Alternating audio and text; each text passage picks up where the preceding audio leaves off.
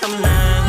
ប្រឌិតសន្តានចំកណ្ដាលផែនដីហងឡើងក្នុងបុរីនៃទៀងនិរដីហើយថាអង្គសោធោក្នុងនៃវំបធោឈាមខ្មែរថែរក្សាផ្ដាច់ប្រងរួមគ្នាទៅស្ទួយនៅកោក្រាបបង្គំសុំពោយកបំភ្លឺភ្លើងជ័យយើងបំភ្លឺភ្លើងជ័យតាំងនាមខ្ញុំជាបុត្រនៃអង្គមហា